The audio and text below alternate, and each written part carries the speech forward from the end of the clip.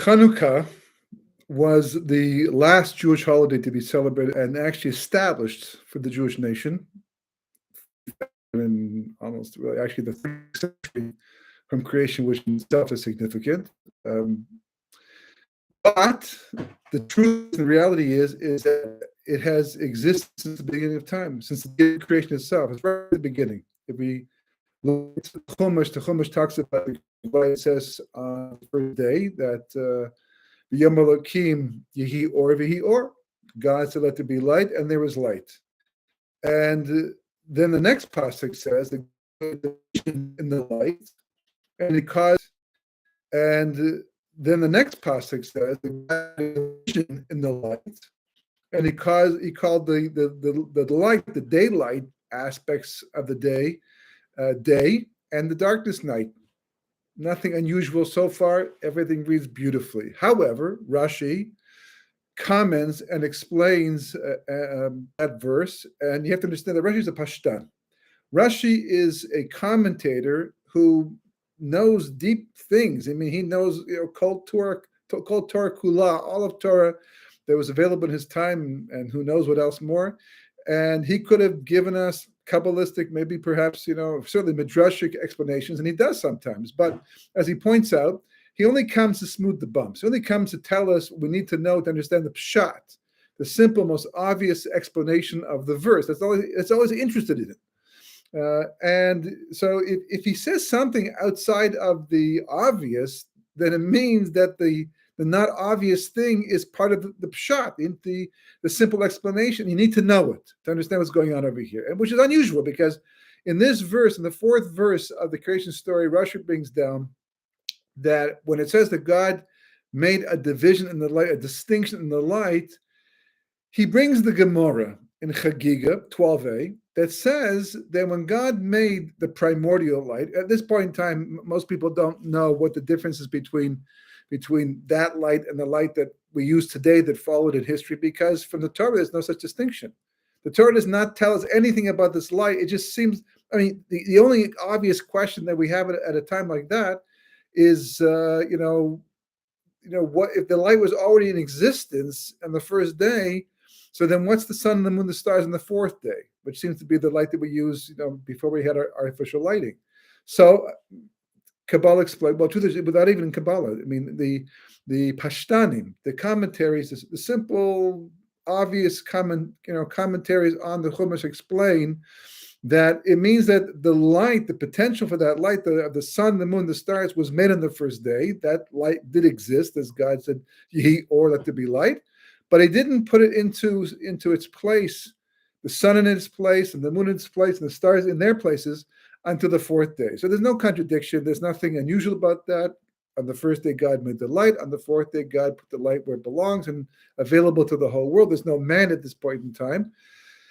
The seas were made, and you could have day and night, but there are some questions to tie things up over here. But without doing that right now, the Chumash reads just fine. But Rashi says no, it doesn't, because the Gemara says that maybe perhaps this is the reason why Rashi brings it down, explains it, because this is too obvious, this is too deep and fundamental an idea not to be addressed even on a simple level. The same way that we asked the question, if the sun, the moon, and the stars are being placed on the 4th day of creation, so what's the light that God made the first day? It's too obvious a contradiction not to deal with. Even though many people might not even ask the question, but just in case they do, we need to answer that question. So we talk about it. Likewise, even though from the verses there's no contradiction, there's no question to be asked, but from the Gemara itself, the Gemara has to be taken into consideration. So what does the Gemara say? So Rashi explains the Gemara. He says the Gemara mentions when God made creation, he looked down the road and he saw Noah's generation, and before Noah's generation, after Noah's generation, all the way down to today, how they're going to be evil people in history, Rashayim. And because of that, they will abuse this light. And God did not want them to abuse this light. So therefore, when it says he made a distinction in the light, it means that he hid it. He separated the light out from creation. It was there, existed in creation, and different from the sun, the moon, the stars, clearly, because those lights remain. Those lights are available. Those lights can be used by good people and bad people. alike, just like our artificial lighting can be used by anybody who has access to lighting like that. So we now know that the first light of creation was a different light. The primordial light that God made in the first day was no longer the sun and the stars. So that also takes care of that question too. But a special light, we don't know what it is yet, even though the Gemara does say it had very special properties. For example, that with this light, Adam Marishon, the first man, could see from one end of the world until the end of the other end of the world. And we say world, we're not just talking from New York to China. We're talking about the entire universe, and not just the entire universe, but the physical universe plus the spiritual universe. He can see so much. And again, Kabbalah explains this. It's without Kabbalah, it sounds so mystical, without any understanding. But Kabbalah explains very technically what that actually means. But we see the distinction, and Rashi brings this down. And Rashi says, so therefore, the light was hidden on the first day. And it will not come back, apparently, according to the Gemara, until the future time when there's no longer any evil people in history to abuse it. So God made the light on the first day. God hid the light, and then it was remained hidden the entire time until Lasi Lavo, the future time, the Messianic era, when evil will be gone, but free will be gone, and then God will once again reveal this light because it will no longer be abused by anybody. So that hiding of the light is really what life is all about. I mean, everything comes down to this light. On the surface of it, the way that Rashi explains it, it just sounds like that. Okay, it's a special treat that God has for righteous people at the end of history. Now go live life, go do your thing.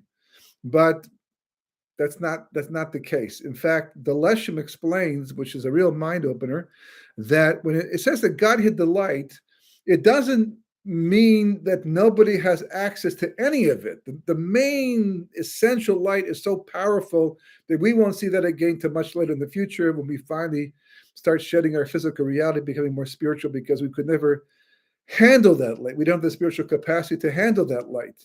But certainly aspects of it are available just through Torah alone. Torah is built upon this light. And as we will find out, God willing, very soon, that the 36 candles of Ner Chanukah are that light. That light somehow comes. I mean, there's Shemen Zayis, there's the olive oil. You light it, there's a nice little yellow flame burning. But inside that light, spiritually, because there's two realities. There's the physical reality, which you see by looking at the candles and you light them. But there's a spiritual reality taking place behind those candles, because whatever's going on in the physical world, just like, for example, that whatever you see taking place on the surface of your skin, your body, it's like that usually it's an indication of something going on inside your body that you can't see. It's hidden away because it's inside the body. But it will show signs on the outside. Likewise, whatever's going on in the physical world, by definition, cannot happen the way it's happening or happen at all if there's not something that's acting as the spiritual root for that reality in the spiritual realm. So when those candles burn on Chanukah, it's not just a mitzvah. You haven't just done a rabbinical mitzvah of lighting candles on the 8 days of Chanukah, but you are activating something. There's a channel. You're opening up a portal, a spiritual portal, to be able to access this very special light.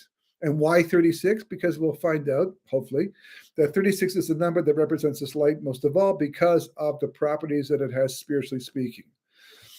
One of which, just it was not so much a property, but a reflection of this property, because according to the Jerusalem Talmud, that even though God hid the light on the first day of creation, and really the reduction of the light of the moon on the fourth day of creation, there's a whole story there in the Gemara, and then Rashi brings down, is also tied to the hiding of the light. But God brought the light back for Adam to use one last time. Right? Because he's going to do the sin and have to be forced to leave the garden. But he allowed the light to shine for Adam Rishon 12 hours of Erev Shabbos and the 24 hours of Shabbos.